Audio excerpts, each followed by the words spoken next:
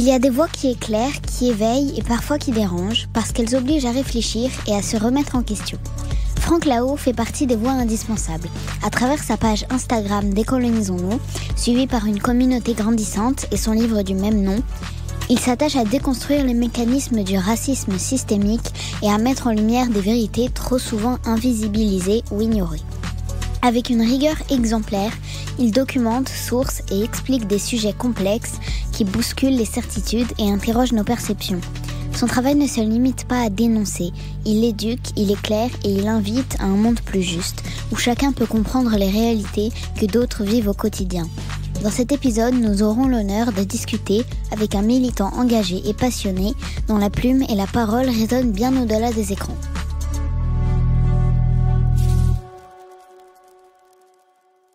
Franck Lao, bienvenue dans Au cœur des choses. Waouh. Bravo. Bonjour Franck. Bonjour, merci beaucoup de m'avoir invité. Et quelle introduction. Est-ce qu'elle a été juste, cette intro? Je l'espère. Tu t'es reconnu dedans? Je l'espère. Nous, c'est comme ça qu'on te voit en tout cas. C'est génial, parce que c'est ce que j'essaye de faire au mieux. Franchement, merci pour cette intro et pour cet honneur de m'inviter à votre podcast. Merci à toi. Nous, on est super contents de te recevoir. Oui, c'est vrai. On est trop contents. Franck, est-ce que tu peux nous parler de ton enfance, de l'environnement dans lequel tu as grandi et dans quel contexte ? Oui, bien sûr. Alors moi, j'ai grandi principalement à Créteil, dans le 94, c'est dans le Val-de-Marne, en Île-de-France, dans une petite cité qui s'appelle La Haye-aux-Moines. Donc c'est pas loin de l'université de Créteil. Il y a une toute petite cité avec quelques quinzaine d'immeubles, vingtaine on va dire. J'ai grandi là-bas de presque ma naissance jusqu'à mes 9-10 ans. Voilà, et c'est vraiment un environnement où j'en garde de très bons souvenirs. J'ai beaucoup de bons souvenirs, c'est peut-être les meilleurs de mon enfance. Avant ça, bébé, j'étais à l'Haye-les-Roses dans le 94, mais j'ai aucun souvenir de ça. Voilà, donc toute la période de primaire jusqu'à mes 9-10 ans. Ensuite, j'ai dû déménager. Donc l'autre partie de l'enfance que je sectionne un peu comme ça, c'est le déménagement à Paris 13e chez mon grand-père maternel. Donc à Porte d'Ivry, dans une des grandes tours, sur le boulevard Masséna, la tour 82, elle s'appelle comme ça. Voilà, donc enfance, adolescence dans le quartier dit chinois de Paris, jusqu'à très tard. Après, j'étais plus enfant, quoi. Mais voilà, donc en gros, j'ai grandi dans cet environnement-là. La partie de Créteil, c'était, disons, très très mélangé au niveau des origines, des cultures. Par contre, j'étais le seul asiatique de ma génération dans cette cité-là. Donc c'était particulier comme environnement, comme configuration. Voilà. Puis si y a des choses qui vous intéressent plus en détail, je peux détailler aussi. Quelles ont été les premières injustices ou discriminations qui t'ont marqué, enfant ou adolescent ? Alors c'est des situations qu'on appelle aujourd'hui des situations de racisme ordinaire. Alors c'est des moqueries sur l'apparence, des moqueries sur l'accent supposé que je devrais avoir en parlant. C'est un truc qu'on connaît maintenant bien, tu sais, toutes les insultes. Moi je vais pas les citer, je pense qu'on les connaît tous et toutes. C'est l'apparence de mes yeux. Bon, ça c'est très tôt, c'est ce qui m'est arrivé très tôt. Peut-être les classes de maternelle même. J'ai des souvenirs assez diffus, mais en même temps précis, des endroits, des moments. Notamment, par exemple, une fois à l'invitation d'une copine de classe pour son anniversaire. À un moment de la fête, les enfants sont...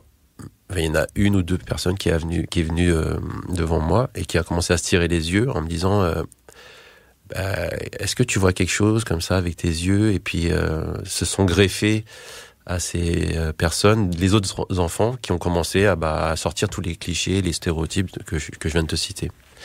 Et comme j'étais le seul, tu sais, c'est un truc où ça t'isole tout de suite et tu te demandes, c'est bizarre, qu'est-ce qui fait que dans mon corps, dans mon être, je vis ce genre de choses-là, et ça s'est répété pas mal de fois durant toute mon enfance en fait.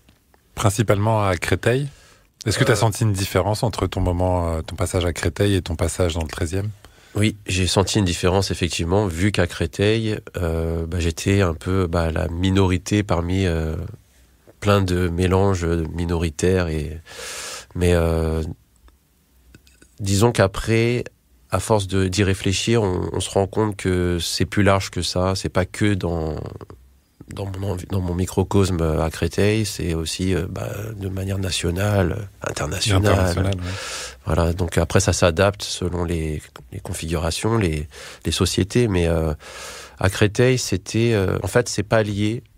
C'est ce que moi aujourd'hui j'en tire comme conclusion, c'est pas lié à la composition de la population de Créteil forcément, parce que souvent ça. Alors peut-être que je vais très vite en conclusion là et en lien, mais on a souvent des instrumentalisations au niveau politique de regarder les populations noires et arabes sont par exemple racistes envers tu vois, on a ces remarques-là. Bien sûr. Et on peut dire, regardez, vous parlez de racisme, mais vous êtes raciste. Et en fait, c'est quelque chose qui dépasse ces considérations. Aujourd'hui, moi, je le vois comme quelque chose de très culturel lié à l'histoire de la France. Nous, on baignait tous et toutes et encore aujourd'hui, d'une manière différente, mais dans les années 80, on baignait dans une culture de l'apprentissage, de la racialisation, en fait. On appelle ça, tu sais, le fait d'accoler une race à une apparence.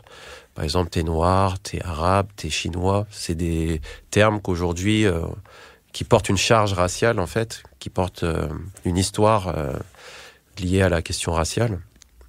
Donc, on baignait dans une culture où on parlait tout le temps de ça, sans la nommer vraiment directement, et des fois de manière très, très violente. Par exemple, dans des programmes à la télé qui étaient censés être humoristiques, qui étaient très racistes, en fait, et qui, pour nous faisaient rigoler, quoi, les inconnus, Michel Leb, voilà. Je voulais même pas le citer pour pas lui faire de pub, mais on a été marqué par la Zoubida, par exemple. La Zoubida de la gaffe, tout ça. D'ailleurs, quand tu me parles de ça, ça me fait penser à un de mes meilleurs potes, mais de Créteil, qui était d'origine marocaine, Mehdi. Et, je me souviens de comment on était là, à 6-7 ans, je sais plus quel âge, en train de chanter la Zoubida et en train de rigoler dessus, quoi. Alors qu'en fait, on utilisait, mais carrément, la chanson la plus raciste envers les Nord-Africains. Voilà. Il y avait Rachid le Petit Beurre aussi. Incroyable. Oui. Non mais ça c'est quand on la voit aujourd'hui, on a l'impression que c'est pas possible d'avoir ça aujourd'hui, mais finalement on retrouve des choses dans d'autres formes qui aujourd'hui expriment le même racisme en fait. On a le sentiment que les discriminations dont a été victime ta mère a été un élément déclencheur de ta lutte antiraciste. Est-ce que tu peux nous en parler ? Oui, alors en fait, ça fait partie des éléments qui ont déclenché en fait une prise de conscience, mais c'est jamais d'un coup. C'est petit à petit des choses qui s'ajoutent, qui viennent te titiller, qui te font des piqûres de rappel un peu comme ça, et sur plusieurs plans en fait, parce que là, concernant ma mère, c'était par exemple à son travail. Il y a eu des anecdotes, je sais plus si je la raconte dans le livre, mais c'est un truc. Elle est arrivée dans les années 70, fin 70. Elle a été employée comme technicienne en confection, c'est-à-dire dans la couture, dans une usine. Contrairement au cliché, c'était une usine tenue par un Français, quoi. Pas les trucs, tu sais, illégaux, tu vois, qu'on peut avoir. Cette personne-là a abusé de ce statut, en fait, qu'elle parlait pas bien français, qu'elle avait cette urgence de vouloir avoir un job et de pouvoir subvenir aux besoins, à ses besoins. Et du coup, cette personne abusait de l'intitulé de son poste, qui était juste d'être technicienne en couture. Il lui disait de nettoyer les toilettes, de nettoyer toute la salle, de nettoyer les machines, de porter les machines qui faisaient 40 kilos, de les déplacer, finalement, ce qu'on ne demanderait pas à un employé qualifié et encore moins une personne perçue comme blanche, par exemple. On t'en parle de cet exemple dans ton livre, justement, qui s'appelle « Décolonisons-nous ». C'est vrai que c'est un des nombreux exemples que tu prends concernant ta mère, mais nous, on a le sentiment que toi, tu as vécu beaucoup de discrimination.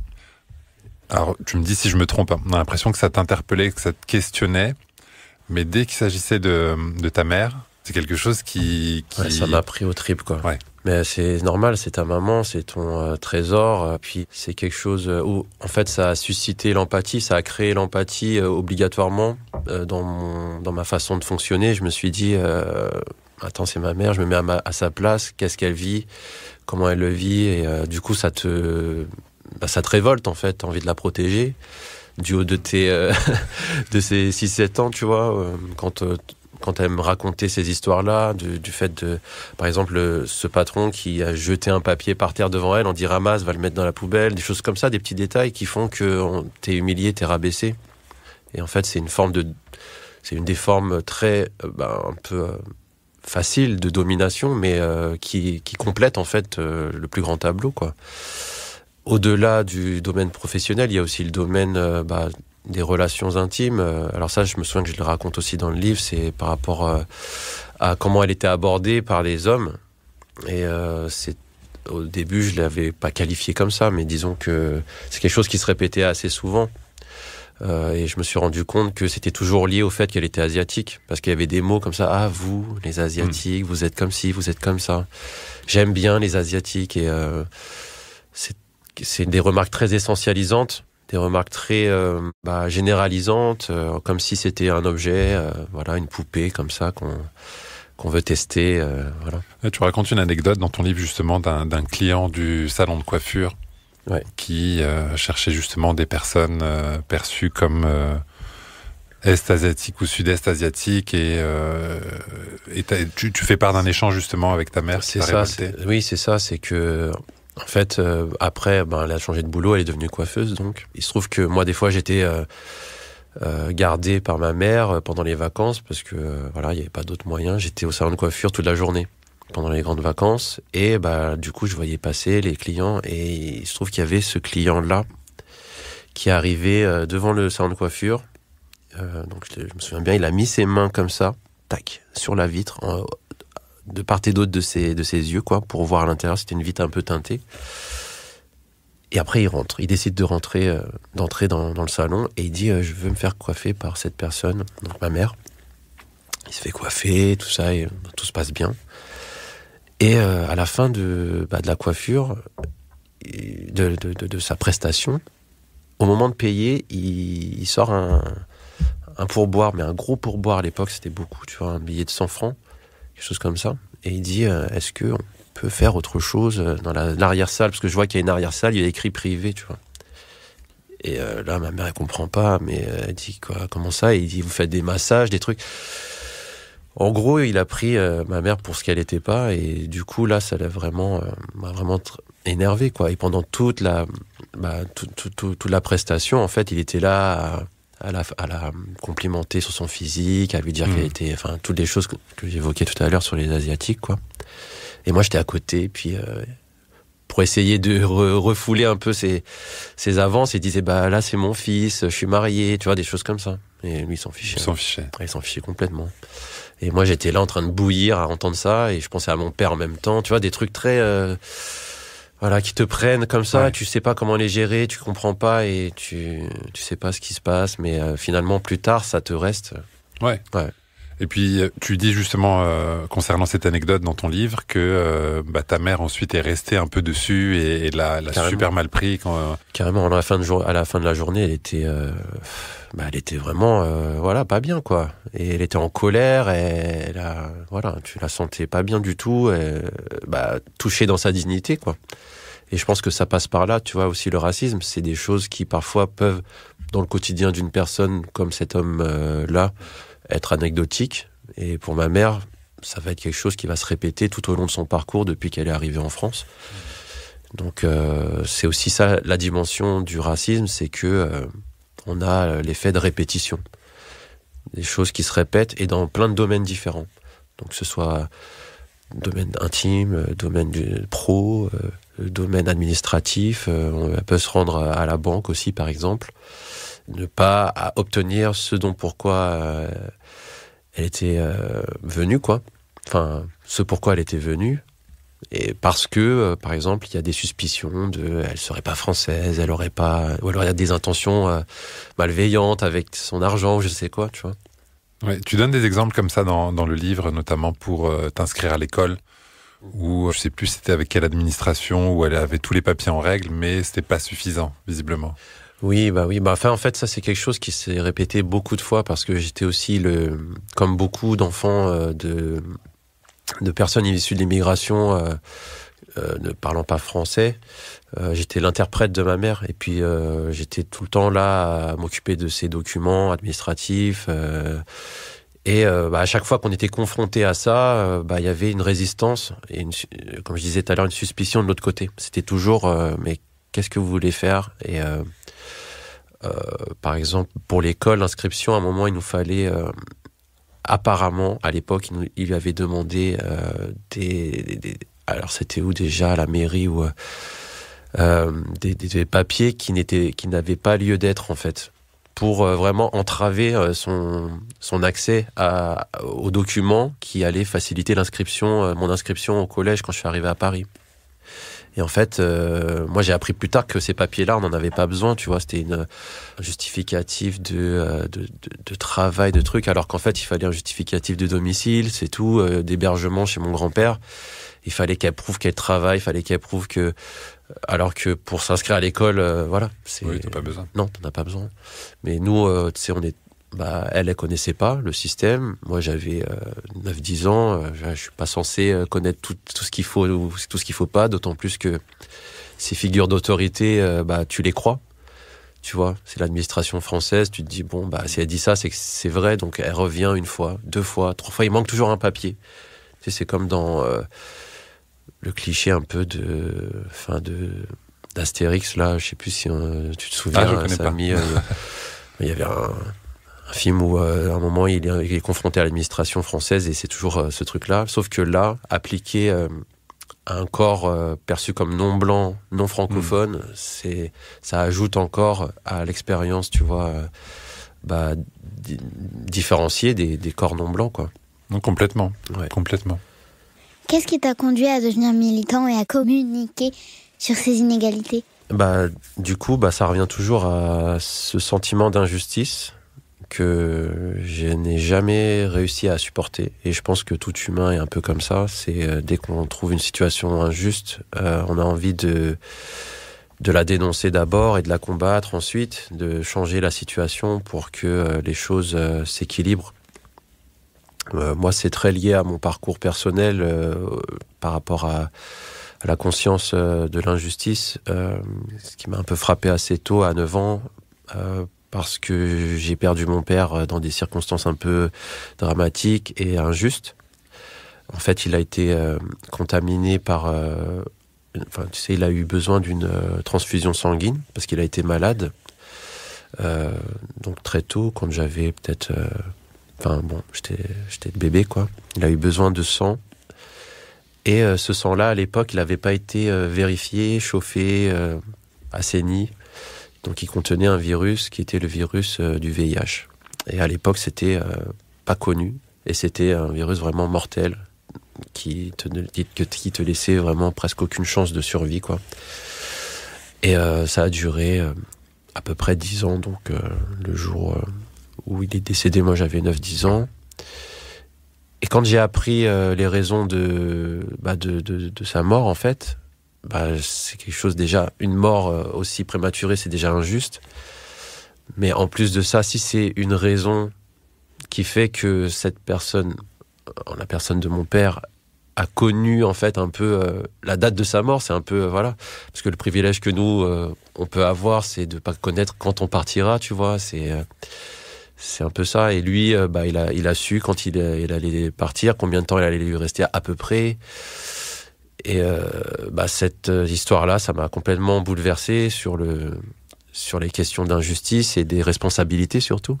Donc c'est un peu ce qui m'a poussé, moi, à m'engager, parce que je me suis dit que ça aurait pu être évité.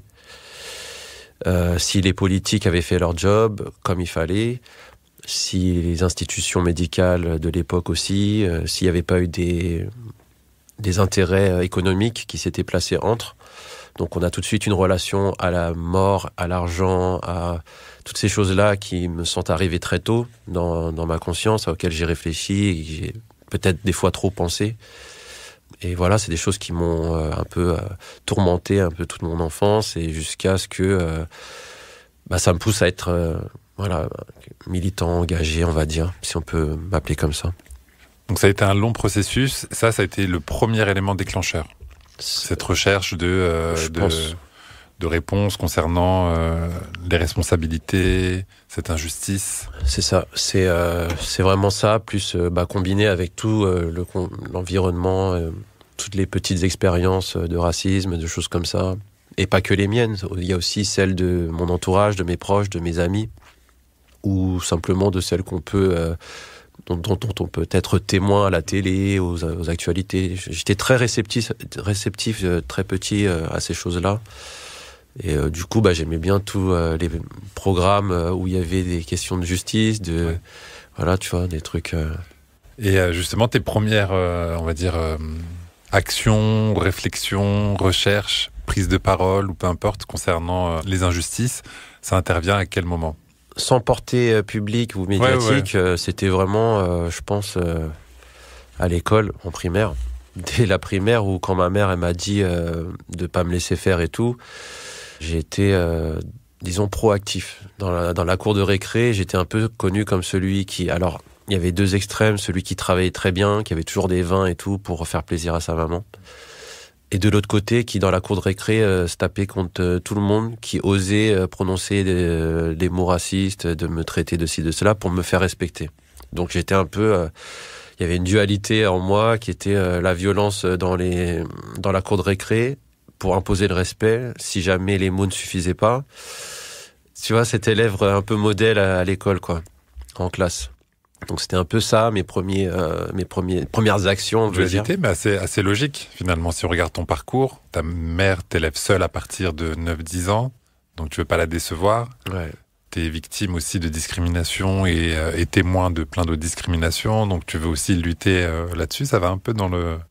Ça nous paraît assez logique. Oui, en fait, c'est ça. Puis pour les profs, peut-être moins, mais pour nous, ça paraît logique. Ouais, tu vois, après, dans la cour de récré, c'était... Quand je disais proactif, c'est parce que j'engrainais un peu mes potes à le faire. Ça veut dire que j'aimais bien être dans mon truc, et je disais, l'autre, il a dit ça, venez, on va lui faire la misère, tu vois. Donc, il y avait une petite bande comme ça de potes... Mais je finissais toujours tout seul à me battre, parce que j'étais celui qui avait envie de ça, finalement.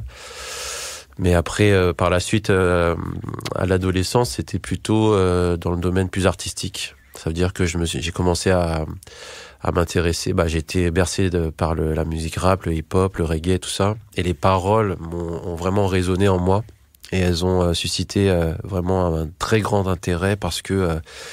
je me reconnaissais dans ces paroles-là, tu vois, du rap, du reggae, de ce qui était dénoncé. Plus, là, on est quoi? Dans les années 90? 90, ouais. Donc, 90. Puis, moi, mon premier choc musical, c'était Tonton David avec le Blues des Racailles, cet album-là qui m'avait été copié par un pote de Créteil. Et à ce moment-là, je le faisais tourner en boucle, cet album, dans mon radiocassette, là. T'as pas connu Kainam, mais... Bon, c'est comme du streaming de l'époque, quoi.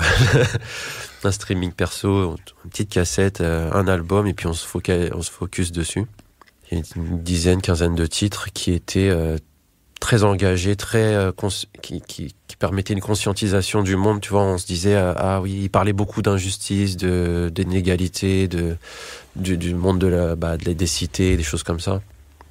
Et donc je me reconnaissais beaucoup dedans, et moi ça m'a inspiré après par la suite à faire de même, à écouter beaucoup de rap, à écouter et à en faire finalement. Et je pense que c'était une des choses qui m'a formé aussi dans ma réflexion.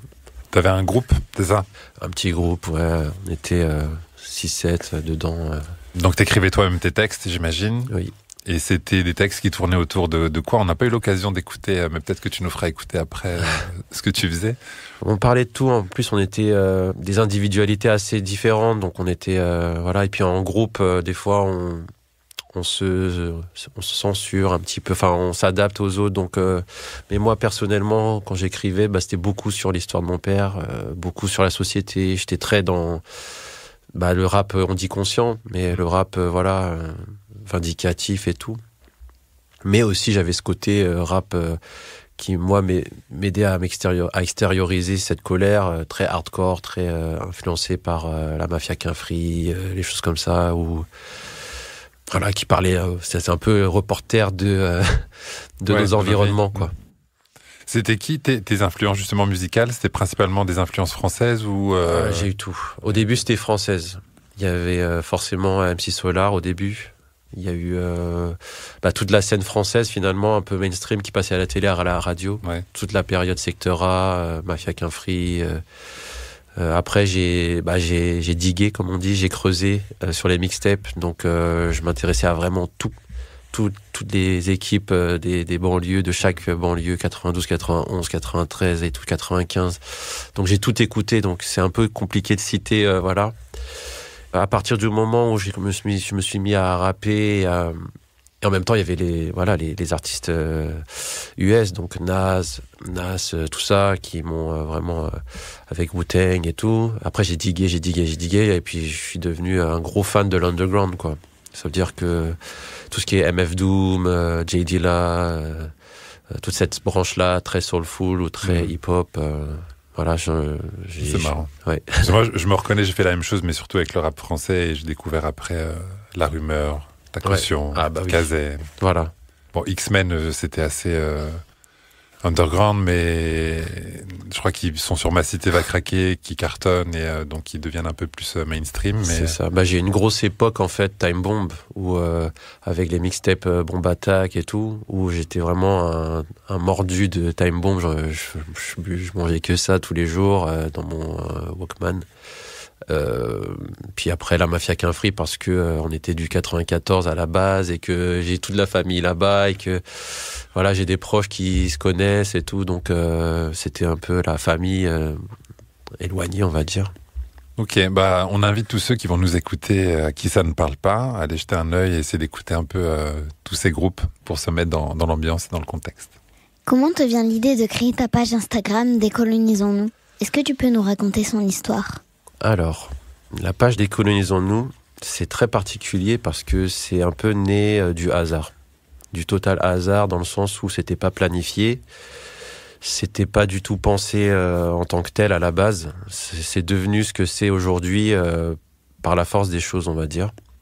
Parce qu'au début, c'était une sorte de petit bloc-notes, une sorte de petit, on va dire, comment dirais-je, petit journal où je mettais mes idées, où j'allais archiver en fait des informations qui allaient me permettre, moi, plus tard, de donner des arguments quand je débattais avec un pote proche, qui est une personne perçue comme blanche. Donc c'est important de le préciser dans ce cas-là, parce que on avait souvent des discussions sur la société, sur le racisme, sur la politique et tout, et on était sur le point de vue de la question raciale, on était souvent en contradiction. Il y avait toujours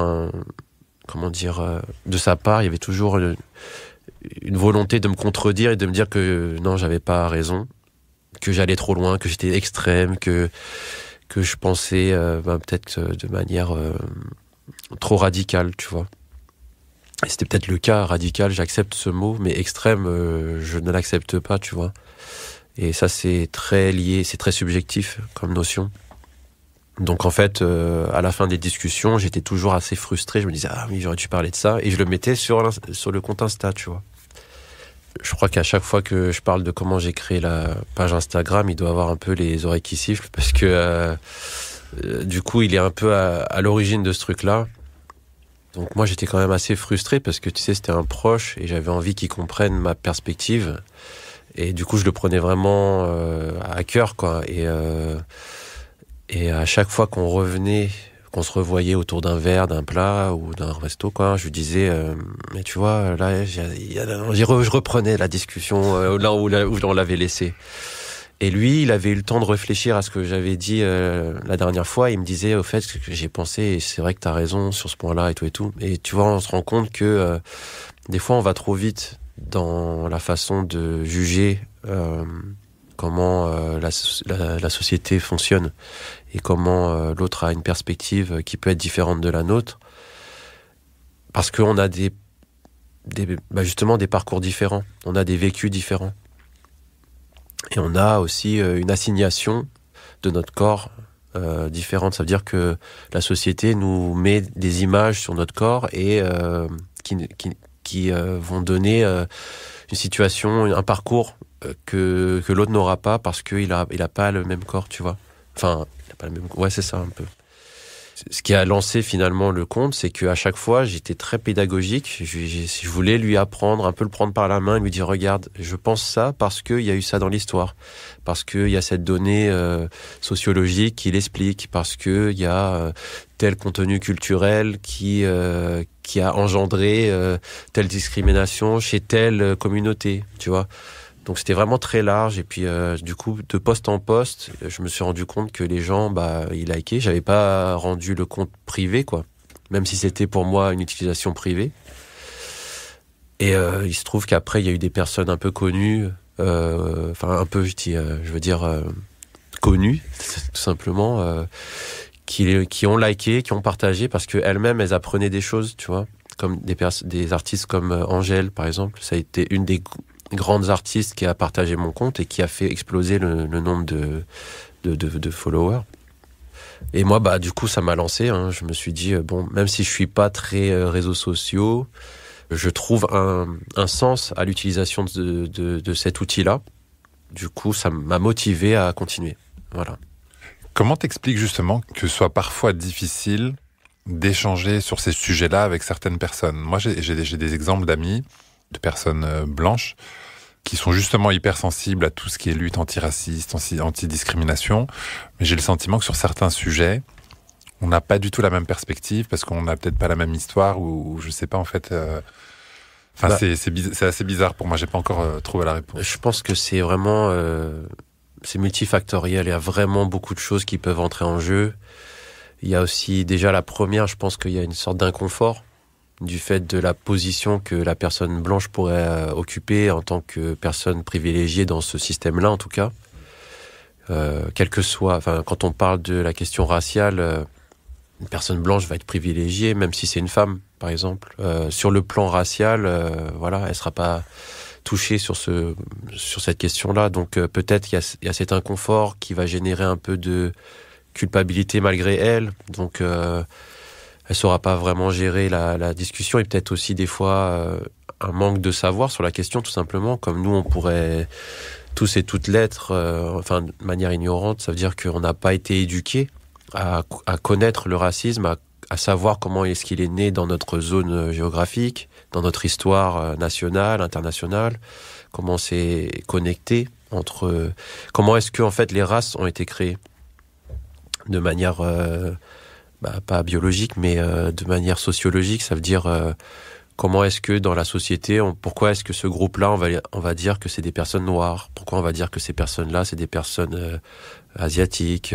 Et je pense que vu qu'on n'a pas été éduqué à ça, il y a beaucoup de personnes qui vont juste avoir un background, un conditionnement très simpliste qui a été organisé par l'éducation nationale, où le discours a été de dire on est tous pareils, on est tous égaux, et comme si ça l'était dans les faits, et que le fait de le dire suffisait à effacer toute l'histoire du racisme, et que du coup fallait plus en parler, et que comme ça on avance tous ensemble et c'est terminé. Par contre, le racisme et l'antiracisme, c'est quelque chose de très factuel. Ça veut dire qu'on va se baser sur des choses qui sont indéniables, qui sont explicables par des chiffres, qui sont racontés par des vécus, et et qui se transmettent de génération en génération. Donc, je crois que c'est tellement complexe comme sujet que des fois, on ne sait pas par quel bout commencer. Et puis, on a aussi ces réflexes-là de oui, mais attends, faudrait pas quand même qu'on nous sépare en nous parlant de couleur. On est des humains finalement. Et ça, c'est très facile à dire d'une position dominante, tu vois, privilégiée sur la question raciale. Comme si le fait de dénoncer ou de mettre le doigt sur ces différences, ça crée le racisme, alors qu'en fait, c'est plutôt tout ce système raciste qui crée ces différenciations et la hiérarchisation de ces différences, en fait. C'est-à-dire le fait de, par exemple, comme je disais tout à l'heure, très simplement avec ces exemples de racisme dit ordinaire, on va intenter à la dignité d'une personne en pensant que c'est pas si grave. Et après, on va lui donner un job moins valorisant en disant que c'est normal parce que finalement, elle parle pas cette langue-là ou que on va pas la considérer, on va pas espérer la faire évoluer parce que, voilà, on va lui donner un logement dans un endroit où elle sera avec d'autres personnes dans la même condition, tu vois. C'est tous les sujets qu'on veut aborder avec toi dans la prochaine partie aussi, donc ça tombe bien que tu fasses une introduction maintenant. Quels sont les retours que tu as pu avoir ? Sur le compte Instagram ? Oui. J'ai eu beaucoup de retours durant il existe depuis 2019 le compte. Et j'ai été très très actif jusqu'en, on va dire, 2022, on va dire. 2022-23, jusqu'à ce que je commence à écrire le livre.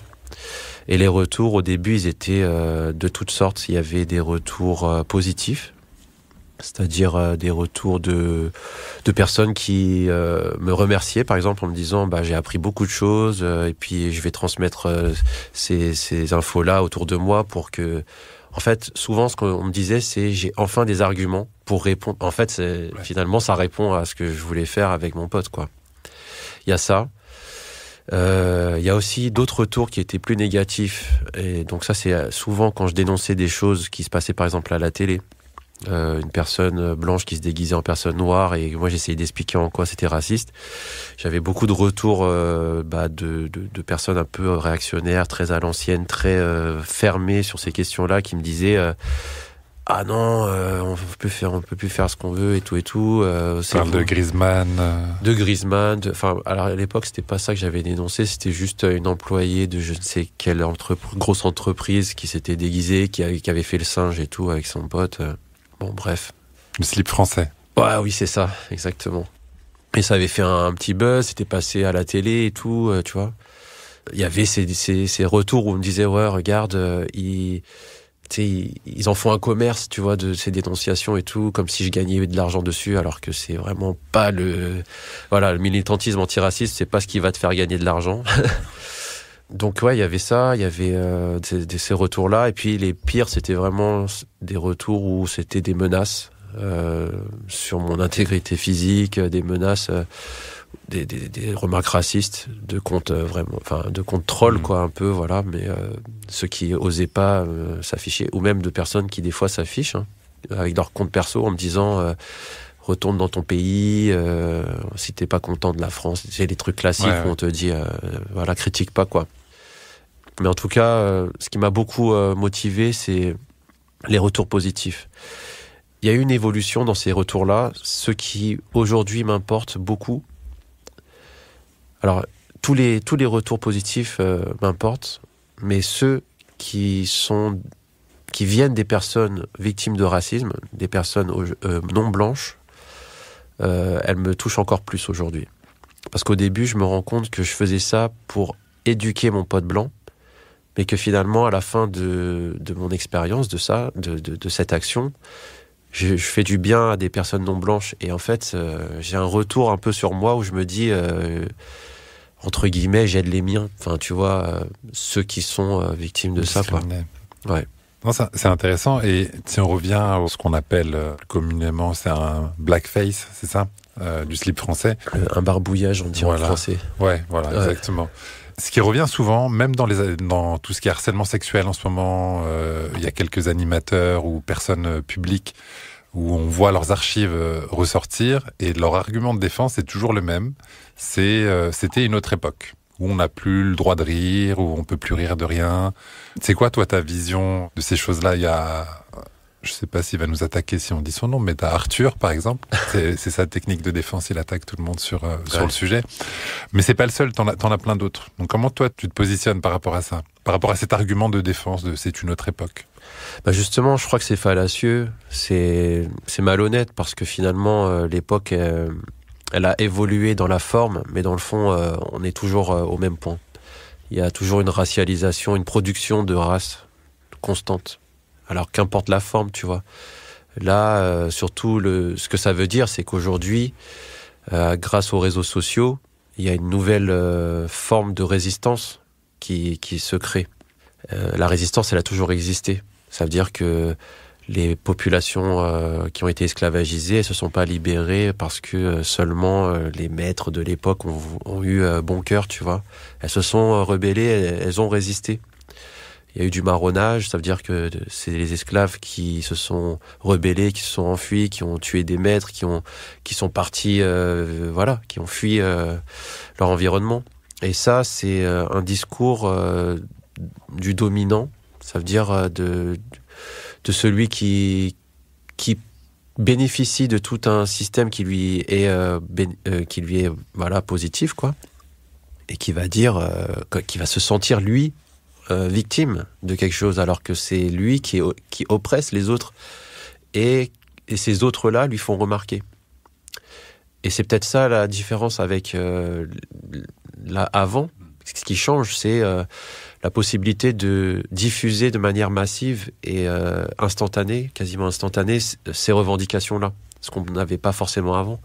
Avant, il y avait quand même un temps de décalage. Fallait lire, maintenant il y a la vidéo, il fallait passer par un journal, un journaliste qui va bien recueillir tes propos. C'est ça. La télé, donc il y avait un espèce de filtre aussi qui se créait à l'époque. Donc là, on se saisit de la question. On se saisit de la question nous-mêmes, et voilà, si ça devient viral, ça lui revient tout de suite comme un boomerang, et cette personne-là, elle se croit être victime de censure, de choses comme ça, alors que c'est plutôt la mise en lumière de voix qu'on n'entendait pas, mais qui étaient déjà là, quoi. Peux-tu nous parler de ta méthode de travail sur Instagram ? Méthode de travail. Sinon, on a été impressionnés, que ce soit sur Instagram ou ton livre, c'est toujours hyper documenté, hyper sourcé. Alors en fait, moi au début, je suis quelqu'un de très très très freestyle, donc en fait je planifie très peu. Et j'ai appris en faisant, quoi. Et tout ce que tu viens de dire, le fait de sourcer, de trucs, alors ça part du fait que j'avais envie d'avoir des données, des informations très précises. Donc je m'étais un peu fait violence en me disant il faut que je cherche. Et aussi parce qu'il y avait des retours sur les posts où on me disait mais c'est quoi la source ? Tu sais, il y a ce truc où on me dit tu dis ça, mais c'est quoi ta source ? Genre, quelle est votre source ? Voilà, on a besoin d'une ref soit académique, soit un truc un peu posé, et que ce soit pas juste Monsieur Franck qui dit ça et que ce soit une vérité absolue. Donc moi, ça m'a poussé à dire bon, ok, je vais aussi m'éduquer, parce que finalement, quand je vais chercher une source, je tombe sur d'autres sources, et donc c'était un peu le début de ma structuration. Parce que, comme je disais, moi je suis quelqu'un de très freestyle, donc à la base, je pense que c'est lié aussi à comment j'ai grandi, parce que je soupçonne, alors j'ai pas le diagnostic, mais je soupçonne avoir été un enfant TDAH, parce que j'ai le diagnostic d'un de mes enfants, et qui apparemment c'est un truc qui est à 80% transmissible, héréditaire. Du coup, j'ai vraiment ce truc qui fait que pour organiser mes pensées, pour me concentrer, ça a été une révélation un peu. Et donc du coup, c'est pour ça que ma méthode de travail, elle est assez chaotique. Et j'arrive à m'en sortir avec ça maintenant, parce que maintenant j'ai appris à me guider, à avoir des choses. Ça, il faut absolument que je le fasse de cette manière-là, sinon je pourrais jamais le finir, tu vois. J'ai pas vraiment de méthode. Aujourd'hui, c'est un peu la méthode que j'ai apprise malgré moi. Donc je suis obligé de sourcer, je suis obligé de Justement, comment arrive un post? Comment l'idée te vient? C'est un sujet que tu as déjà en tête? C'est une réaction à une actualité? Bah c'est un peu tout ça. Tu vois, c'est vraiment très global. Ça veut dire que ça peut être juste sur un coup de colère, sur une actualité que je ne peux pas résister à l'appel de devoir expliquer le pourquoi du comment et de cette volonté de partager en fait cette pensée, tu vois, de me dire voilà, donc ça peut être ça ou ça peut être quelque chose un peu de plus prémédité où je me disais c'est un truc qui trottait dans ma tête, qui me tenait à cœur.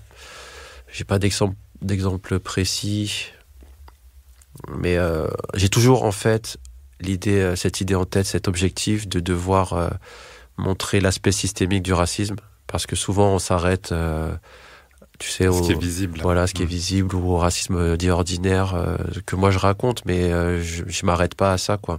Ça veut dire que j'ai besoin d'interconnecter toutes les choses pour montrer que y a un système plus grand. Ça veut dire que tout est lié et que il faut connaître les histoires singulières de chaque communauté pour en comprendre les problématiques et pour avoir des solutions adaptées à chaque problématique. On peut pas gérer le racisme de manière très globale comme ça et puis très simpliste. Est-ce que tu travailles aussi avec d'autres militants antiracistes? Oui, j'ai été amené à faire... alors dans mon domaine, c'est sur Insta, donc on a fait plusieurs posts. Ça s'appelle des cross-posts. Là, on a fait des cross-posts, en fait. C'est des posts où on est en collaboration. On se met d'accord sur un sujet précis, on en parle, et puis on écrit ensemble ou pas. Des fois, c'est juste pour donner de la force. Sur un sujet, par exemple, tel que, je sais pas, le racisme dans les relations de couple, le racisme, je sais pas, au travail ou n'importe quoi. Et puis, on poste ensemble. Et voilà, ça a été principalement les seules collaborations que j'ai pu faire, le type de collaboration. Ou alors dans des tables rondes. On s'invite et puis on parle ensemble d'un sujet en commun, quoi. Non, t'as découvert comme ça justement dans le podcast Kif Taras, Rokhaya Diallo et Grace Lee. Ouais. C'est là où d'ailleurs justement tu dévoiles ton identité derrière le compte Décolonisons-nous. Oui, c'était la première fois que je disais qui j'étais, que j'étais asiatique de l'Est, du Sud-Est. Et parce qu'avant j'étais anonyme. Pendant 3 ans j'ai été anonyme. Je faisais juste mes posts pour le savoir, quoi, on va dire. Et je me mettais pas forcément en avant. Donc souvent on m'a dit que c'était aussi ça qui était intéressant, parce que du coup il y avait pas de personnification de la lutte, il y avait pas c'était vraiment centré sur la question raciale et point. Après, j'ai ressenti moi le besoin de sortir de cet anonymat pour justement ajouter le point de vue situé que je pouvais avoir et apporter en fait cette dimension-là, et puis que d'autres personnes qui pouvaient se reconnaître en moi, peut-être, enfin, j'espérais que ça pouvait les motiver à prendre la parole aussi. Parce qu'on t'a attribué d'autres origines. Oui, on me disait tout le temps, je pensais que t'étais une femme noire, une femme nord-africaine, tu vois. Et parce que par rapport au sujet que je traitais, on me disait, mais c'est bizarre, tu parles pas pas beaucoup des Asiates finalement. Et ça, c'est lié aussi à la conception que j'ai de comment, déjà au contexte français, et aussi au fait que sans hiérarchiser les souffrances, on va dire, je pense que j'ai parlé de ce que je connaissais aussi, de ce que je voyais, et de ce qui me semblait être central dans comment s'organisait le racisme en France, tu vois. C'est pour ça que... Et puis aussi du fait que il y a la construction, tu sais, du corps noir face au corps blanc et tout, et donc du coup, je parlais beaucoup de ces questions-là, donc on m'attribuait... C'est drôle aussi, c'est drôle, mais de voir qu'en fonction de certains sujets, c'est forcément tel ou tel type de personne qui pourrait porter s'intéresser une voix, alors que pas du tout. Non, en fait, alors là, pour le coup, sans être, tu sais, on est tous ensemble et tout, moi, c'est ça, c'est une question humaine, et je pense que c'est ce qui m'a apporté c'est ce qui m'a poussé à me poser ces questions-là,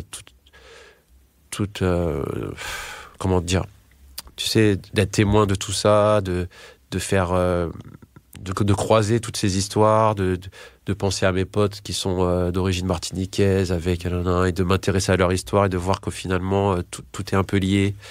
Que moi je viens en partie du Laos, enfin mes parents et tout, donc c'est une ancienne colonie française, et tu vois, quand on commence à comprendre que la colonisation est liée a été justifiée par la question raciale, ça veut dire que pour justifier l'invasion et l'agression, c'était on est supérieur. Ou civilisé. Voilà, on a besoin de civiliser parce qu'on est supérieur. Donc dès lors où on comprend que colonialisme est lié à la question du racisme, là, on a une dimension autre qui s'ouvre, et c'est pas juste une dimension morale il y a des méchants qui sont racistes, il y a une question d'intérêt, il y a une question de domination, il y a une question de, voilà, et ça change tout dans ta perception, en fait, de ce qu'est le racisme. Justement, ça fait une super transition avec le prochain thème. Nous, ce qu'on a fait, c'est qu'on a essayé de reprendre des concepts que tu traites dans tes travaux. Donc, on va te poser des questions sur ces concepts. On sait que c'est un exercice difficile parce que quand on connaît ton travail, tout est plus ou moins lié à un moment donné. Donc, tu peux connecter comme tu le souhaites. Mais on va essayer de prendre des grands thèmes et on va te laisser développer dessus. Si tu peux nous expliquer, nous donner des exemples et ce qui se cache derrière ces thèmes-là. Ok. Premier thème. Qu'est-ce que l'héritage colonial et pourquoi il est essentiel de le déconstruire ? Alors, l'héritage colonial, c'est un peu ce que j'ai expliqué. Ça veut dire que la société d'aujourd'hui, on nous la présente un peu comme, on va dire, où la colonisation est terminée, elle n'existe plus, et qu'elle n'a aucune influence sur notre société. Et ça, moi, je considère que c'est faux, dans le sens où, pour comprendre, par exemple, quand j'évoquais mon pote martiniquais, lui, il est issu d'une île qui est issue d'une histoire de l'esclavagisme français.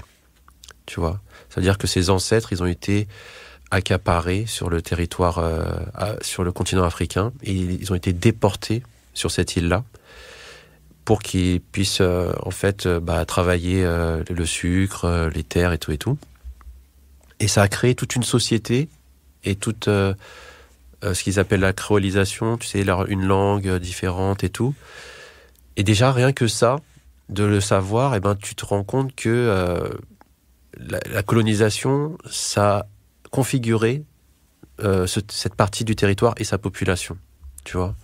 Et si tu t'intéresses pas à cette histoire-là, tu peux pas comprendre aujourd'hui les enjeux qui traversent cette société martiniquaise, par exemple. Quand tu observes comment l'Hexagone, qu'on appelle la métropole, c'est un terme colonial, tu vois, la métropole, c'est le territoire qui est maître par rapport à ses colonies. On se rend compte que la France, elle traite de manière différenciée ce territoire. Que ce soit la Guadeloupe, Mayotte, tout ça. Il y a des questions, tu vois, sanitaires. Par exemple, ils n'ont pas accès à l'eau correctement. En Martinique, en Guadeloupe, il y a des questions le scandale du chlordécone. Je ne sais pas si tu en as entendu parler. Tu vois, il y a la production des bananes que tu achètes dans les grandes surfaces. Elles viennent principalement de Martinique. Et pour ce faire, en fait, ils ont arrosé tout le territoire d'un pesticide qui s'appelle le chlordécone.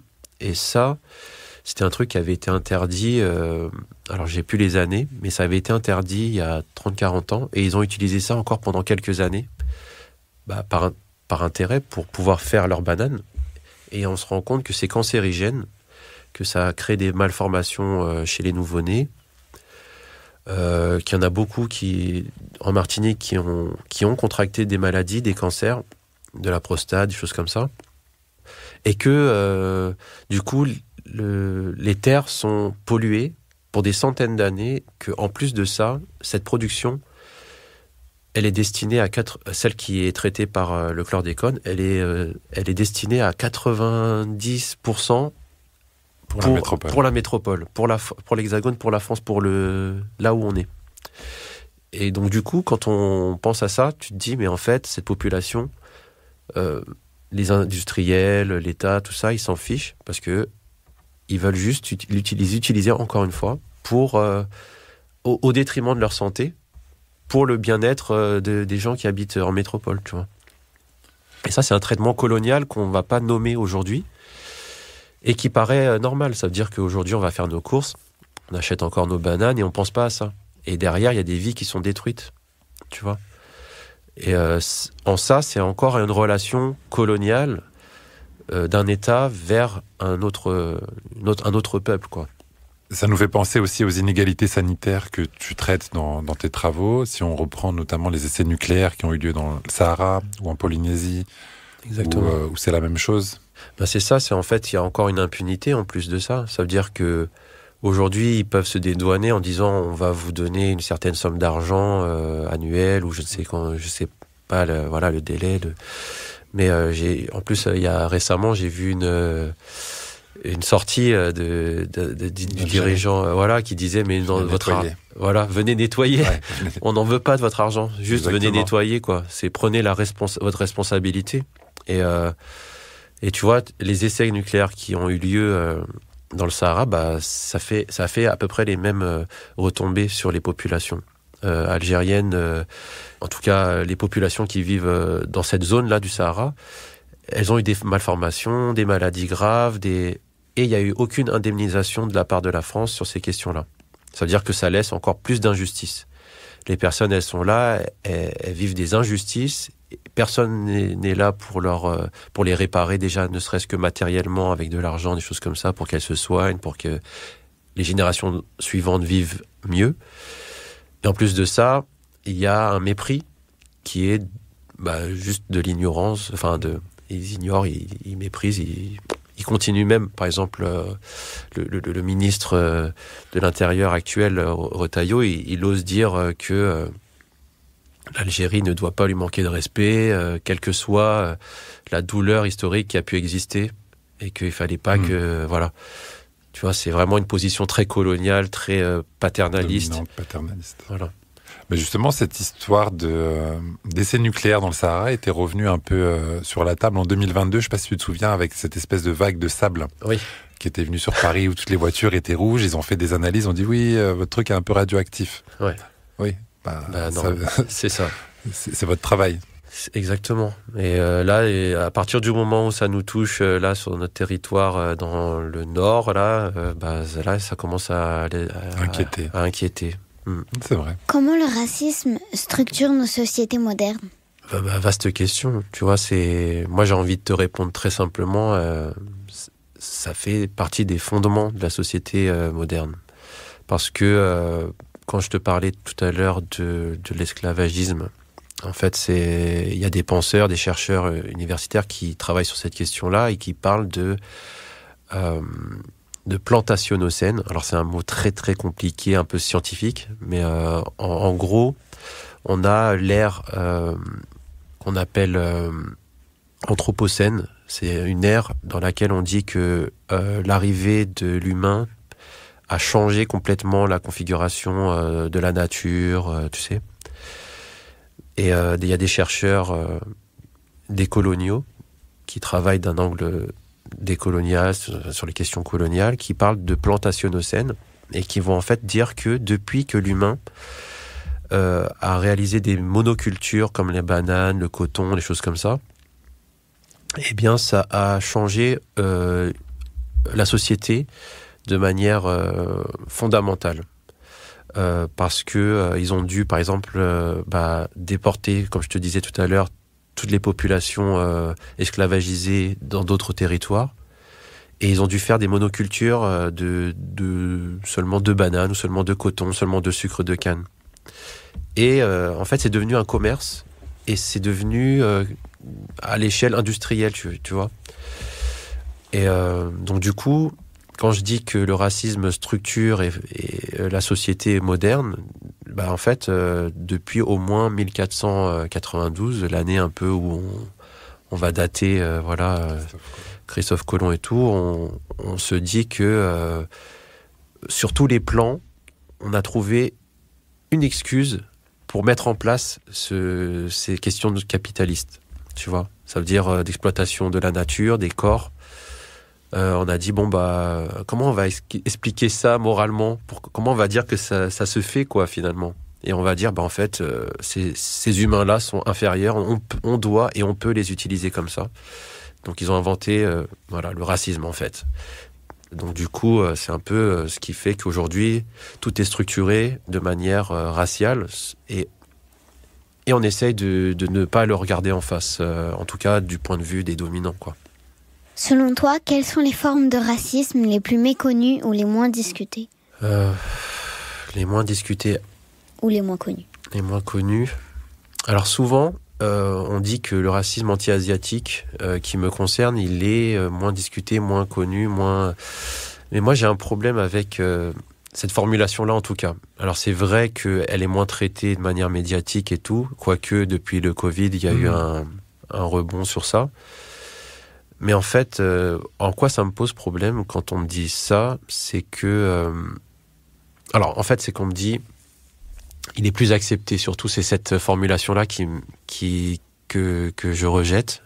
Quand on dit que le racisme anti-asiatique est plus accepté, je trouve ça faux, parce que finalement, toutes les formes de racisme qui touchent toutes les autres communautés, elles sont banalisées. Et du coup, ce que je rejette, c'est aussi la hiérarchisation de ces choses-là, parce que il peut y avoir des priorités selon l'actualité, des choses comme ça. Mais ce qui est important, c'est de ne pas hiérarchiser les souffrances, et c'est d'accorder de l'importance à la singularité, en fait, à ce qui est spécial à chaque communauté. Tu vois, on peut pas dire que... Enfin, moi, j'aime pas quand on dit que ce que j'ai vécu, c'est moins grave que quelqu'un d'autre. C'est comme ça, c'est normal. Quand on subit une souffrance, on n'aime pas qu'on nous la nie. Par exemple, on peut pas... Si tu te fais mal, quelqu'un te fait mal, on te dit « Ah, ça va, c'est pas grave. » L'autre, il s'est fait couper une jambe. Tu vois ? Toi, ça t'a blessé, donc il faut comprendre en quoi ça t'a blessé. Et en quoi ça participe au fait que, pour toi, il y a une façon de te blesser qui est utilisée par la société, quoi. Et donc, en gros, avec cette réponse compliquée... Je pense qu'on peut dire que le racisme anti-asiatique est un peu moins discuté, mais ça commence à venir, mais qu'il n'est pas plus grave, moins grave, voilà, des choses comme ça. Tu dis qu'il est moins discuté parce que il est plus souvent, même si ça reste du racisme, dit positif. Il y a ça aussi. Ils sont discrets, ils sont travailleurs, ça reste du racisme, mais... Voilà, il y a ça.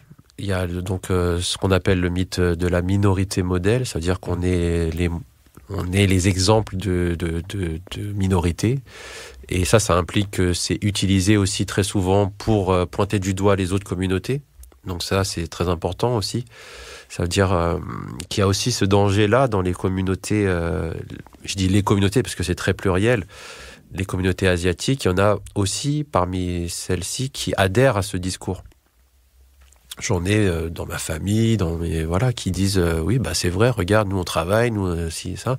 Mais est-ce que l'environnement est le même ? Est-ce que est-ce que t'es traité de la même manière ? Et c'est pas le cas.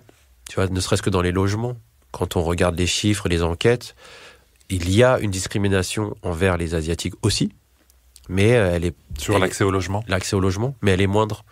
Elle existe quand même. Ça veut pas dire qu'on la subit pas, mais c'est pas une... Justement, je reviens à ça, c'est pas une volonté de mettre en concurrence. C'est juste très factuel, comme je disais tout à l'heure. Il faut regarder les choses telles qu'elles sont et en tirer les conclusions et après agir comme il faut. Et de manière générale, quand on agit pour les plus discriminés, ça profite à ceux qui le sont moins. Bien sûr. Voilà. Donc, en gros... voilà un peu la vision que j'ai de... Ça me fait penser un peu à N'Golo Kanté aussi, qui est devenu, depuis 2018, où il a été très médiatisé, l'espèce de modèle, où tu as toute une partie de la France qui disait, soyez comme lui. Il est discret, il est travailleur, il ose même pas prendre la coupe alors que ça a été le meilleur joueur de l'équipe. C'est devenu un peu la référence de tout, les racistes, en disant, s'il vous plaît, prenez exemple sur lui. En fait, ce qui est aussi important de noter dans le système raciste, c'est que le racisme, c'est très, très, très adaptatif. C'est ce qu'il y a de plus adaptatif. En fait, c'est quelque chose qui nous entoure et qui s'adapte à tout, à toutes les luttes, à toutes les formes de résistance qu'on peut lui opposer. Ça veut dire que il ils peuvent utiliser n'importe quelle image et après l'armer en fait contre toi. Ça veut dire que un jour je peux être la minorité modèle, un autre jour je serai la minorité un peu comme vicieuse, celle qui s'infiltre avec des mafias qui exploiteraient les humains, des choses comme ça. N'Golo Kanté, avec son corps, on dit attention, il y a ce cliché des cités du sauvage qui est délinquant, et après on l'utilise d'un autre côté. Regarde, c'est l'exemple, l'exception qui confirme un peu la règle, on va dire. Donc faut faire très attention à ces instrumentalisations là, quoi. Et je pense que prendre le recul en fait sur les questions raciales, ça nous permet de voir le tableau plus large et de pas tomber dans ces pièges là. Ouais.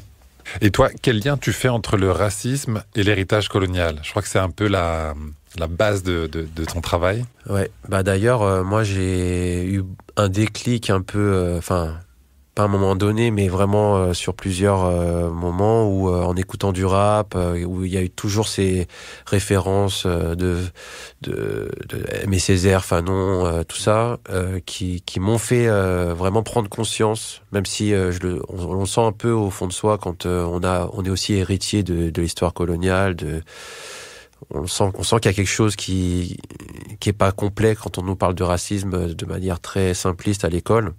Donc le lien, c'est vraiment, comme je te l'expliquais tout à l'heure, tu sais, quand ça structure la société, du fait de l'histoire, de comment...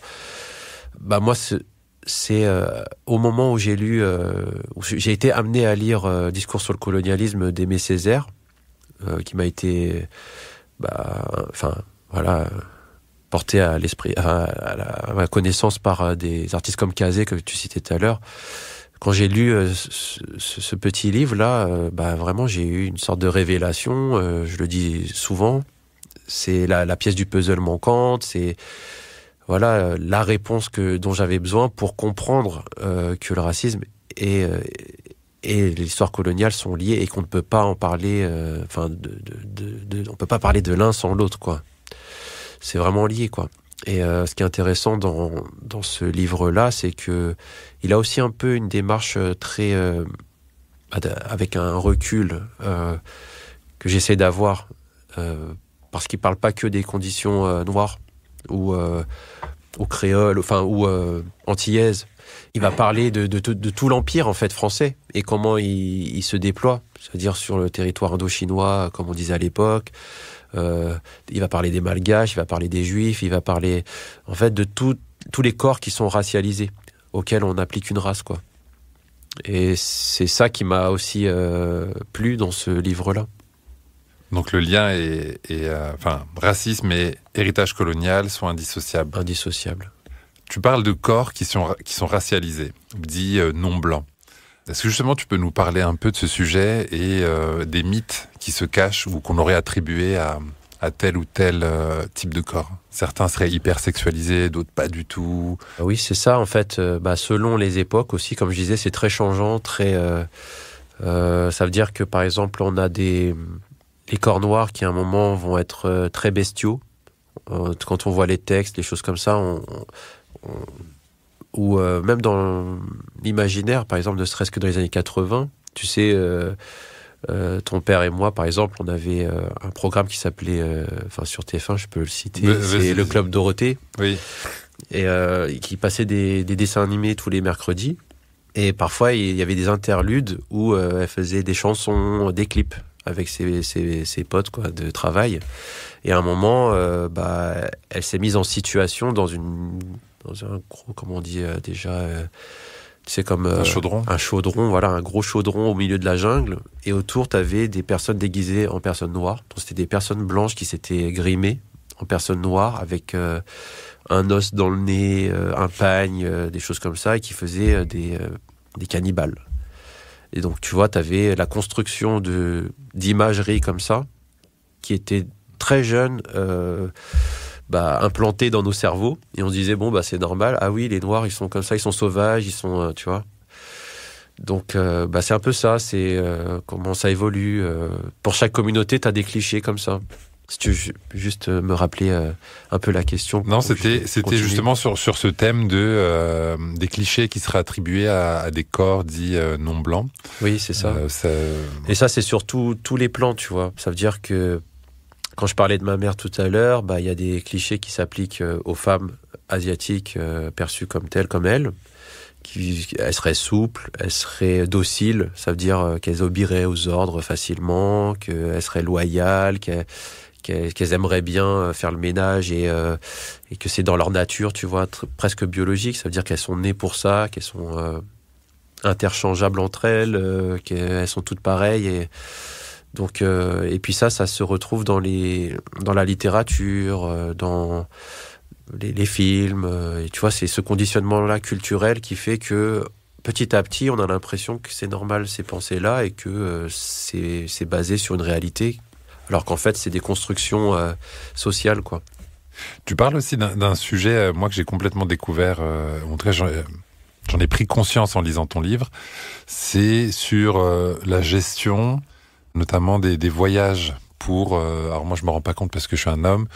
Et quand je voyage, je me pose pas spécialement de questions. Mais tu dis justement que le voyage peut être compliqué pour certaines catégories de personnes.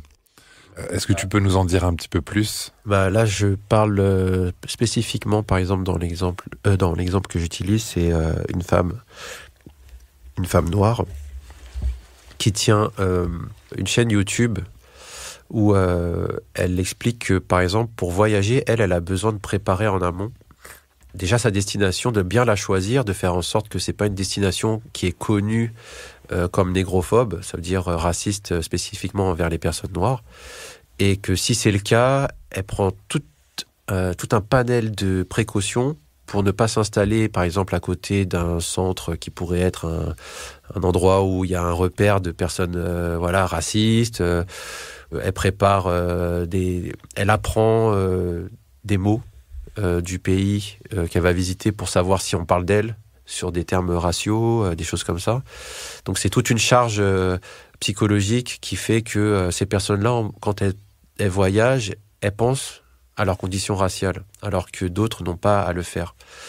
Et toi, tu es un homme, donc tu as peut-être sur ce plan-là ce privilège, mais je pense que ce privilège-là aussi, il est lié au fait que tu as un passeport français. Parce qu'avec ton faciès, si tu n'as pas le passeport français, là, c'est une autre histoire. Et donc là, on parle aussi de comment les passeports peuvent contribuer au racisme. Tu vois, toutes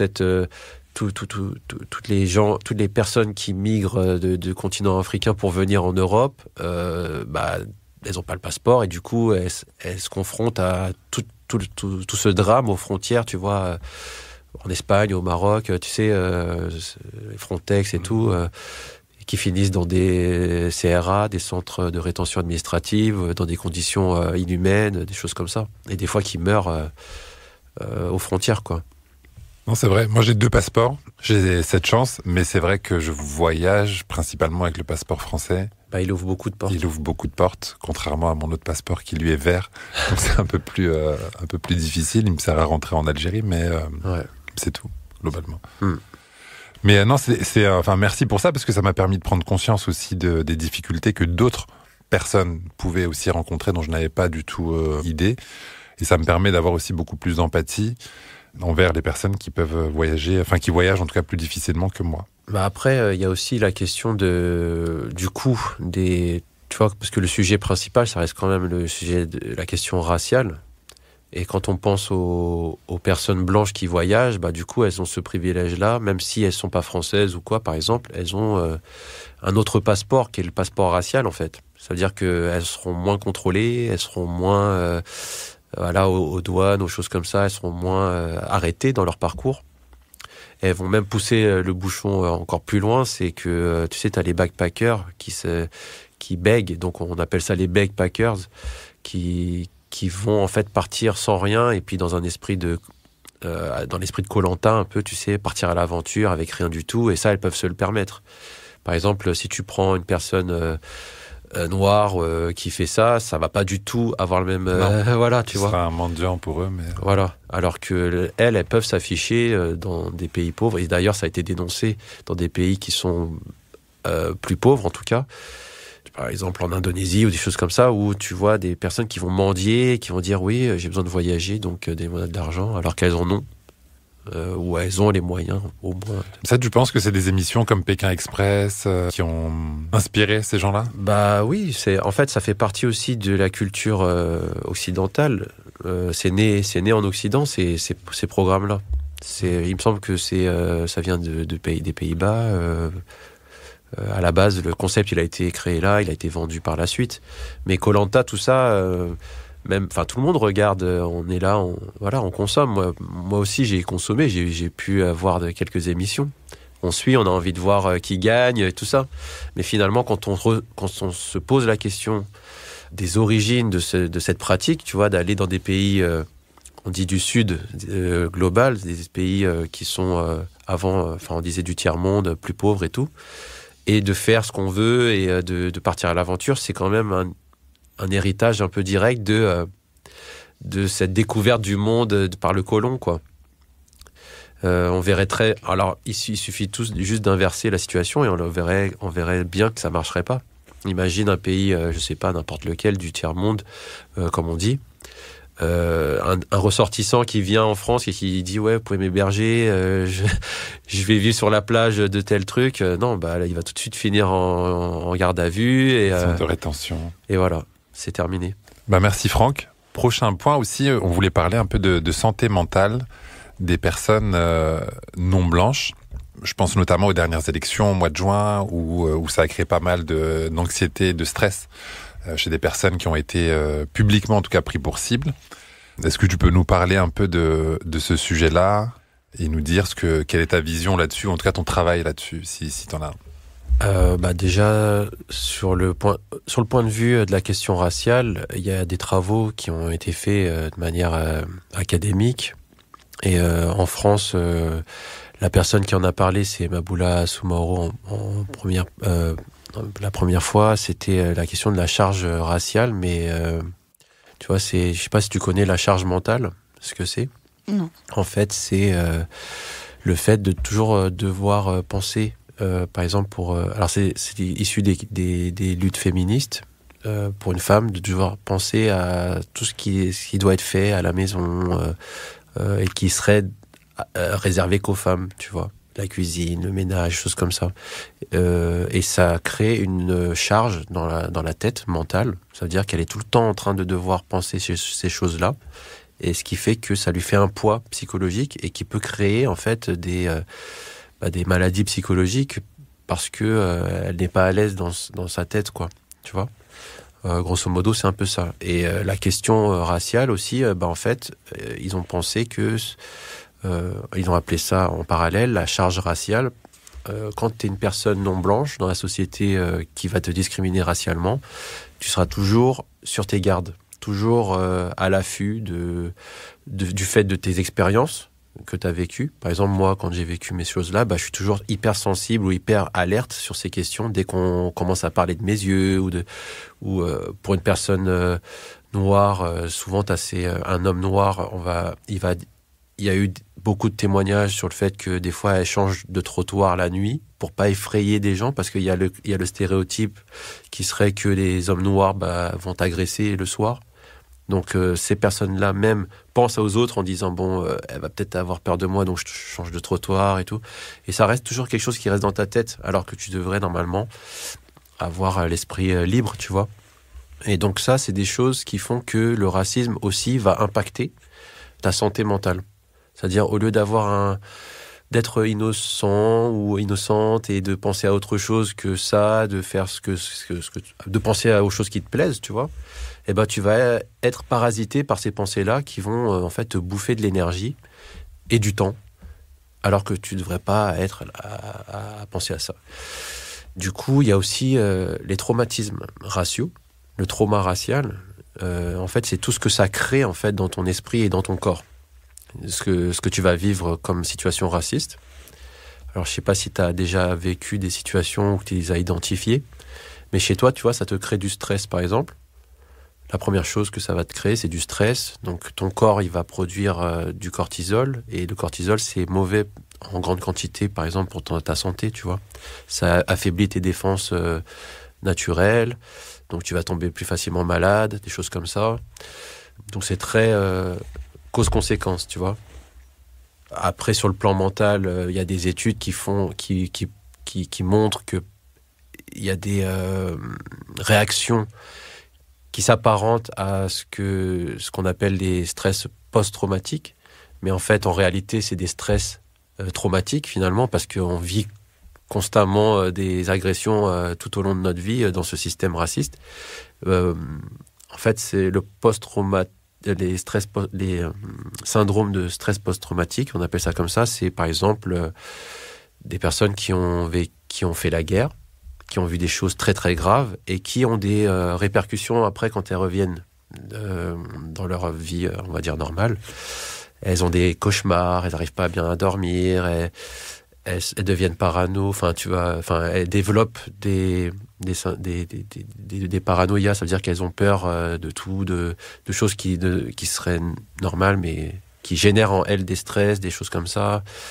Et elles ont tout un tas de maladies somatiques, ça veut dire qu'elles vont à cause de toutes ces choses qui se passent dans leur tête, somatiser, ça veut dire transformer ça en maladies qui vont atteindre leur corps, tu vois. Et donc le racisme participe à la dégradation de la santé mentale et donc aussi de la santé physique, tu vois. Et ça se traduit par cette charge raciale qui, en fait, tout au long de ta vie, si tu n'en parles pas, si tu ne cherches pas à en fait évacuer tout ça, peut te manger, quoi, te ronger petit à petit, et voilà. C'est quoi la décolonisation des esprits ? La décolonisation des esprits, comment je peux expliquer ça ? Déjà, c'est de décentrer sa façon de voir et sa façon de comprendre les choses, ou en fait, comme on a été conditionné à le faire, d'un point de vue occidental, centré sur l'Occident, sur le regard du colon, si on peut résumer ça comme ça rapidement, et aussi de ne plus avoir ce réflexe de vouloir répondre à un regard justement blanc, ou devoir se justifier, devoir prouver sa valeur, de vouloir montrer qu'on a sa place, absolument, ou même des fois de vouloir être blanc, ou tu vois, alors qu'on n'est pas perçu comme tel, tu vois. Et je pense que se décoloniser, ça passe par ça passe par la prise de conscience, tu vois, de la question raciale, de la compréhension. Donc c'est assez généraliste, mais je sais pas, est-ce que j'ai un cas précis à t'expliquer sur ce que je viens de te citer ? Des fois, c'est juste aussi être fier de soi et de ses origines, de sa langue, de sa culture. Parce que dans notre société, dans une société raciste, on va utiliser, par exemple, le on général, on va utiliser des moyens de supprimer ce que tu peux être par des mots comme « intègre-toi », tu vois, à la société. Ça veut dire que d'un point de vue dominant, on va te dire qu'en fait, tu n'es pas intégré parce que tu parles, par exemple, la langue de tes parents, de tes grands-parents. Pourquoi tu parles pas d'abord français, ou tu vois, des choses comme ça. Et se décoloniser, c'est peut-être déjà refuser ça, résister à ça, en disant non, moi je suis ce que je suis, dans toute sa globalité, très hybride, très mélangé, très, très propre à mon histoire, et on va pas m'enlever une partie de cette histoire-là, de cette identité qui est mienne. Et du coup, par exemple, ça peut passer par plein de choses. Vouloir apprendre la langue, et puis te reconnecter à tes racines, à tes origines, à ta famille, des choses comme ça. C'est des choses très simples comme ça, ou après, dans le domaine plus professionnel, je sais pas, avoir une éthique d'embauche qui va aller à l'encontre de ce qui se fait, tu vois. Il y a plein de choses. Enfin, je pense que c'est tellement large que ce qu'on appelle héritage de la colonisation, on appelle ça la colonialité. Donc en fait, en gros, la colonialité, c'est un peu ça s'insère un peu partout dans la société, comment fonctionne la société. Si on veut décoloniser, par exemple, la santé mentale dont on parlait tout à l'heure, il va falloir qu'on parle des différentes façons de traiter la psychologie des communautés. Ça veut dire qu'on ne va pas appliquer la psychanalyse européenne à des communautés qui n'ont pas les mêmes... des mêmes conditions, des mêmes histoires, les mêmes choses. Et donc, en gros, c'est nous sortir de cette vision centrée sur les Blancs. Prendre en compte la singularité de chacun. Tout à fait. Par exemple, il y a aussi, dans toutes les luttes, la possibilité de décoloniser la lutte. Par exemple, la lutte féministe, la lutte écologiste. Il est possible de décoloniser ces luttes-là. Voire même, je pourrais dire, la lutte antiraciste, parce qu'elle est accaparée, instrumentalisée. Et par exemple, quand sur le plan de l'écologie, on ne prend pas en compte les populations non blanches. Il y a une écologie mainstream qui va, par exemple, de manière très cliché, te dire j'ai eu cette réflexion-là pendant... il y avait un talk où j'ai participé et il était question d'écologie. Et il y a une personne blanche du public qui m'a dit « Mais on fait comment ?» Parce que pour éduquer les personnes des quartiers qui sont pas écolos et qui rêvent que d'avoir des gros gamos, comme on dit entre guillemets, des grosses voitures de luxe qui polluent. Et ça m'a énervé parce qu'il y avait toute une question sur l'écologie, sur le racisme écologique dont je parlais tout à l'heure avec le chlordécone et tout. Et lui vient me parler de ce que fait une individualité et en fait, il a mis toute la responsabilité de l'écologie sur une minorité, tu vois, de la société qui est racialisée, tu vois. Et t'as ce truc-là, cette relation très coloniale, très paternaliste qui se retrouve partout. C'est-à-dire cette personne-là, qui était très bien intentionnée, qui a dit oui, mais attendez, il y a aussi les gens des quartiers qui roulent dans des grosses voitures et on sait, quand il dit gens des quartiers, on sait de qui il parle. Voilà, il dit, il n'a pas osé le dire, mais c'est noir arabe, tu vois. Pour lui, dans ces termes, il pensait ça très fort. Et il dit pourquoi dans les clips de rap ils font ça, et en gros, c'est eux qui polluent. Mais la réalité, c'est que ces personnes-là, elles sont aussi dans des quartiers qui sont aux périphéries, là où elles sont installées à côté des usines de traitement de déchets, où c'est pollué, où c'est insalubre. Voilà. C'est souvent les premières victimes, justement. Justement, du changement climatique aussi, quand on voit à l'échelle planétaire, tous les déchets de la fast fashion, ils se retrouvent où ? Voilà, en Inde, ou voilà, Donc, si on poursuit en tout cas ton travail, pourquoi est-ce que les réseaux sociaux sont devenus un outil essentiel pour les luttes sociales ?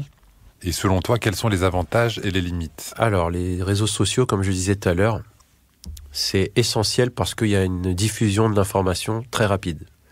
Et il y a une capacité aussi de rassembler ou d'organiser qui peut être non négligeable. Ça veut dire qu'on va lancer tous à la manifestation sur Place de la République, tel jour, hop, et après on diffuse cette information et ça va nourrir les rangs des manifestations dans le réel. Déjà, il y a aussi cette relation réel-virtuelle. C'est pas séparé, quoi. Ouais. Il y a aussi le fait alors même si c'est une consommation très rapide d'informations, eh bien, ça permet aussi de mettre de côté des choses qu'on peut revoir après et voilà, être une introduction à des sujets beaucoup plus complexes. Par exemple, ce que je fais moi, c'est plus une vulgarisation. Donc, un post, c'est une dizaine de petites pages. Mais si la personne veut après approfondir, elle va à la bibliothèque ou elle va en cours. Elle choisit un cursus qui va lui amener beaucoup plus de savoir. Donc, je pense que les réseaux sociaux sont importants en ce sens-là. Il y a cette capacité à délivrer le savoir, donc revenir sur cette conscientisation des choses. Et il y a aussi la limite qui est que il y a beaucoup aussi de choses qui sont fausses ou qui sont des fois imprécises ou et il y a aussi tout son contraire, tu vois. C'est ça qui rejoint tous ces cercles un peu conspirationnistes ou des choses qui sont pas ressourcées justement et qui peuvent être le contrepoids un peu de ça, quoi. Ok, merci. Donc pour toi, de ton point de vue, quels sont les défis à venir dans la lutte contre le racisme et pour la décolonisation ? Est-ce que tu vois des tendances ou des choses, des nouveaux défis qui arrivent ? Les nouveaux défis, je pense que c'est lié à l'organisation justement, politiquement parlant. Ça veut dire que la lutte antiraciste, elle a un impact que si vraiment elle rassemble et qu'elle permet en fait un contre-pouvoir, quoi, effectif, parce que c'est important de savoir les choses, mais il faut que ce savoir il mène à une action et qu'il mène à une organisation et qu'il y ait des gens qui aient l'énergie de rassembler, voilà, parce que moi en tant qu'activiste, un individu là solo, je peux rien porter sur mes épaules tout seul. Et j'en suis même venu à un moment, en parlant de santé mentale, j'étais un peu au bout du rouleau quand j'ai fait ça quotidiennement et tout. Ça a eu un impact sur ma santé mentale, tu vois. J'ai dû prendre du recul et prendre mon temps, tu vois. Les questions de racisme, c'est très violent des fois. On est tout le temps confronté à des choses tout le temps violentes. C'est comme si tu regardais des images de guerre tous les jours. Au bout d'un moment, tu satures. Et puis, t'as le truc, je sais plus comment on appelle ça, quand on dit vicariant, tu sais que en fait tu ressens, c'est comme les aides, les personnes qui sont dans l'aide sociale, elles commencent à ressentir le poids des personnes qu'elles aident, des choses comme ça. Et d'autant plus que quand tu le vis aussi d'une certaine manière, ça rajoute à ça. Donc je pense que l'enjeu, c'est justement de pouvoir se reposer sur un groupe, sur le collectif, et je crois que tout est à faire, à refaire, si ça a été déjà fait certainement. Et c'est ça, c'est le collectif et la puissance politique. Collectif, voilà. Politique. Et est-ce que tu as des projets à venir dont tu peux parler ou pas ? Si tu peux pas, Alors là, oui, je suis sur un projet, un autre médium, donc vidéo. Donc j'ai pas trop envie d'en parler, mais okay. C'est ce que je peux. Voilà, j'essaye de j'en suis au tout début, et ça sera toujours sur le même thème, la même mission, on va dire, de décoloniser les esprits, quoi. Et ben en tout cas, on te souhaite beaucoup de réussite dans ce nouveau projet. Merci. Et je crois que c'est l'heure des questions en vrac.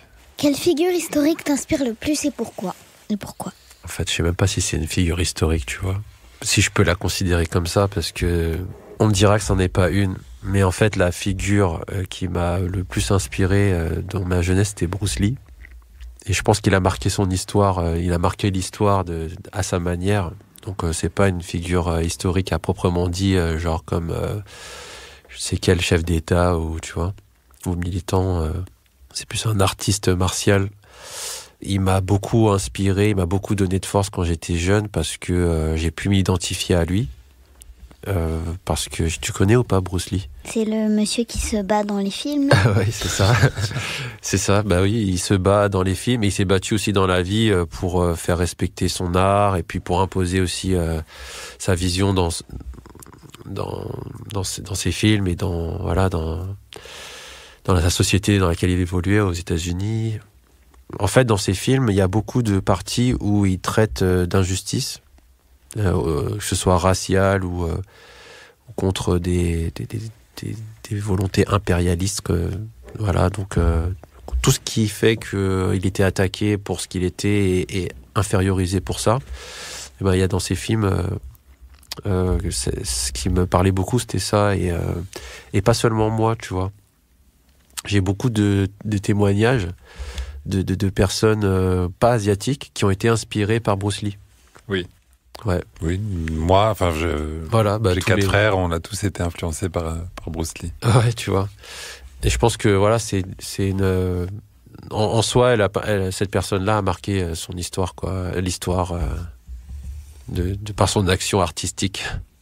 Mes grands-parents ont émigré en France, mes parents sont aussi nés en France, tout comme moi, et je suis pourtant considérée comme une immigrée de 3e génération. À partir de quand je deviens française ? Alors, à partir de quand tu deviens française?